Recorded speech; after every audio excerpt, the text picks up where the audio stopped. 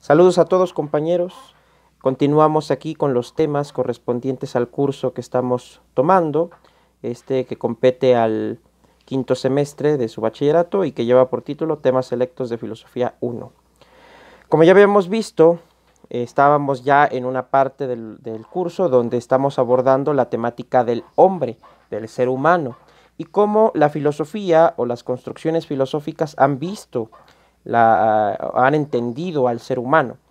La sesión pasada, la clase pasada o el video pasado, analizamos cómo el hombre del Renacimiento visualizó su propia naturaleza, es decir, cómo se estructuró desde la época renacentista una idea sobre el ser humano.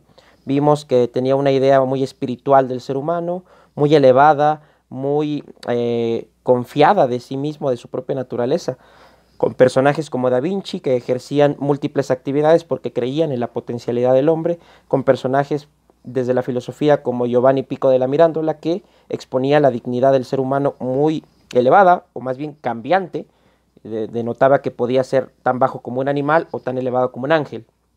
Esto derivado de las ideas del Renacimiento, donde el ser humano se visualizaba como algo espiritual muy elevado. Hoy vamos a dar una vuelta a la página completamente, vamos a ver una visión completamente distinta respecto a esta postura muy filosófica, muy religiosa en cierto sentido, muy espiritual, muy optimista con la naturaleza humana. Porque vamos ahora a centrarnos en la propuesta de un zoólogo, de un científico que reflexiona también sobre el ser humano y lo cataloga, le da ciertas características que según él son las que le convienen más acertadamente. Estoy hablando del pensador, del zoólogo, científico, escritor Desmond Morris, un autor inglés que nació en 1928 y todavía sigue vivo. Ya tiene 92 años y todavía vive el pensador célebre Desmond Morris, que escribió un libro publicado en 1967, que es su libro más famoso, que es su libro más conocido y más influyente en la cultura, llamado El mono desnudo. Obviamente el título hace referencia al ser humano. ¿Por qué lo titula así? Porque Desmond Morris, este zoólogo, cree que el ser humano no es otra cosa, y de hecho tiene razón, que un animal. Es decir, ya sabemos que el ser humano está catalogado dentro del reino animal, que es un primate, que es un homínido, que es un omnívoro, es decir, tiene muchas categorías, pero Desmond Morris quiere hacer hincapié en que no es ningún animal especial tampoco. ¿A qué se refiere? Bueno, a que su naturaleza, sus instintos siguen siendo presentes a pesar de que tenemos una cultura muy grande, a pesar de que tenemos ciencia, tenemos filosofía, tenemos una serie de elementos culturales que nos hace supuestamente refinados. Desmond Morris cree que seguimos siendo animales y que todo lo que hemos creado está en función de nuestra naturaleza animal.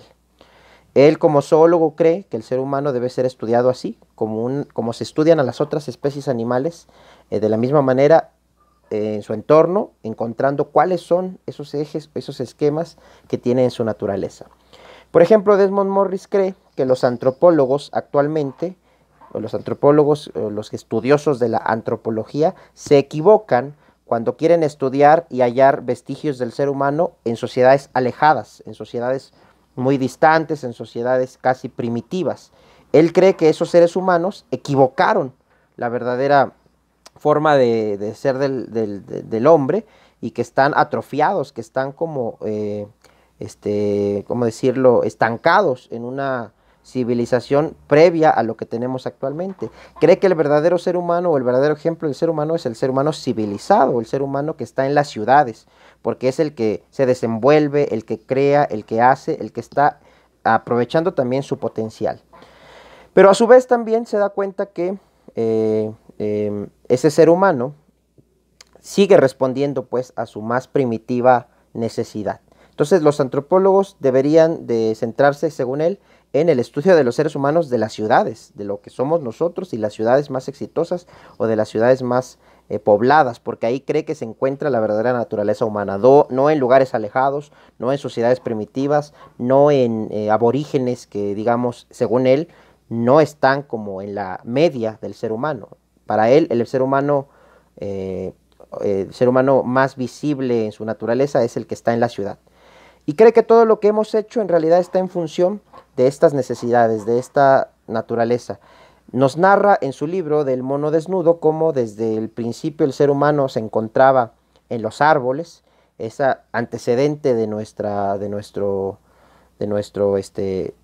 nombre científico, es el Homo sapiens. Nuestros antecedentes, nuestros antepasados, eran primates que vivían en los árboles, cuya alimentación se basaba fundamentalmente en frutas, en semillas y en cosas por el estilo. Eran prácticamente solo consumidores de vegetales, solo consumidores de cosas no animales, pues, ¿no?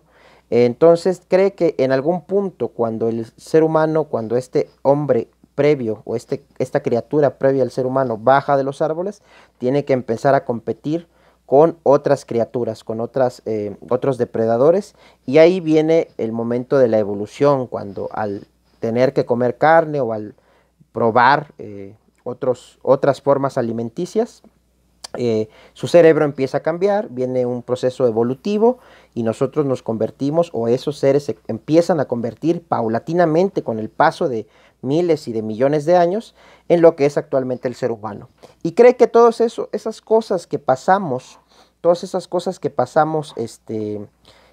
como especie, desde nuestros antepasados hasta nuestra especie actual, nos siguen marcando significativamente. Por ejemplo, Desmond Morris atribuye nuestro temor a la oscuridad a la época en que los primates vivían en cuevas o vivían en lugares oscuros para refugiarse y temían a los depredadores.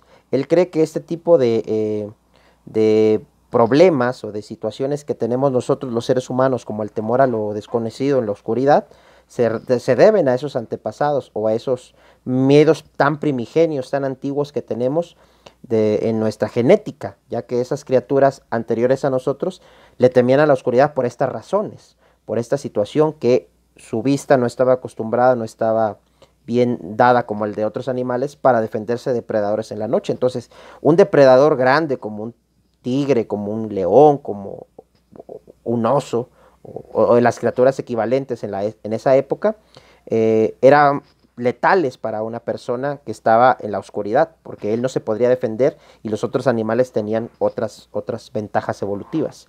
Miedos tan fundamentales hoy como la tipofobia, Desmond Morris las explicaría pues que en nuestros antepasados, ya saben, la tipofobia es este miedo a los agujeros, ¿no? Este miedo aparentemente irracional que algunas personas tienen a los patrones de agujeros en la pared, en un objeto, en un animal, lo que sea, están dados esto lo explicaría Desmond Morris porque ciertas especies venenosas tienen esos patrones en su piel o tienen ciertos patrones en su anatomía. Entonces el ser humano recuerda evolutivamente, genéticamente, tenemos esa disposición a alejarnos de ese tipo de patrones porque reconocemos o traemos en la memoria genética que son venenosas y nos causan problema a pesar de que no sabemos ni por qué, ¿no? Desmond Morris se mete con muchísimos temas, por ejemplo, la monogamia la explica como nada que ver con una cuestión religiosa, nada que ver con una cuestión moral. Él cree que todo está fundamentado en el hecho de que es la manera de preservar mejor nuestra progenie.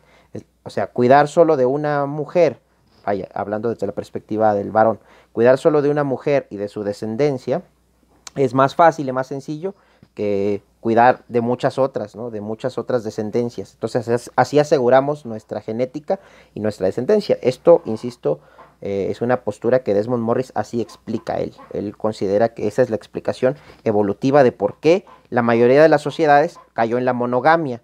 A pesar de que se quiera decir que es por razones, insisto, religiosas, morales o lo que sea, de fidelidad o de lo que quieras, no, dice Desmond Morris que su base principal y primitiva está en la preservación genética, que es más sencilla de mantener cuando se tiene una sola pareja que cuando se tienen muchas. Entonces, de ahí viene la idea. Otro elemento, por ejemplo, importante que describe es que las mujeres desarrollaron los pechos como los tienen, también por razones evolutivas, por razones más bien instintivas.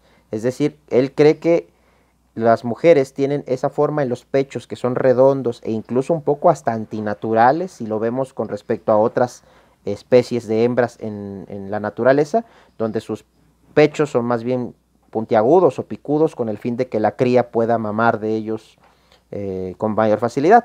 Los pechos de las mujeres son redondos no por, y eso no ayuda a que la cría pueda mamar con facilidad, porque no tienen la función solamente de criar al bebé, sino también de atraer al macho. Él cree que esa evolución de los pechos así se dio para poder atraer a los machos cuando ya estaba de frente a él, ya que de alguna manera los pechos imitan la forma del trasero, de las nalgas, por así decirlo, ¿no? Ya que eso era lo que atraía principalmente a los primates anteriores a nosotros, y la evolución creó los pechos como los creó para simular esa atracción también, pero ahora de frente, ya que la dinámica social había cambiado y ahora la hembra y el macho interactuaban de manera frontal, ¿no? Entonces, bueno, Desmond Morris explica muchos fenómenos, muchísimos de los que tenemos, la cultura en general del ser humano, de la que nos sentimos tan satisfechos y tan distantes de los animales. Él cree que no es tal, que en realidad solamente la vemos maravillosa porque es nuestra, pero toda responde a cosas muy primitivas. Nada que ver con la espiritualidad, nada que ver con mundos después de la muerte, nada que ver con cosas buenas o malas, sino responde necesariamente a cuestiones evolutivas muy básicas. Bien, esto es en esencia lo que quería comentarles sobre Desmond Morris y el libro El mono desnudo, que como ver es una idea del hombre mucho más materialista, mucho más centrada en la ciencia, mucho más centrada en explicar las cosas desde una naturaleza física, desde una naturaleza biológica, y no desde una naturaleza espiritual o religiosa o cultural, nada de eso. Bien, por favor vayan realizando su resumen de estas ideas, que son muy interesantes, y llevaremos a cabo la actividad correspondiente en Facebook. Muchísimas gracias por su atención, jóvenes.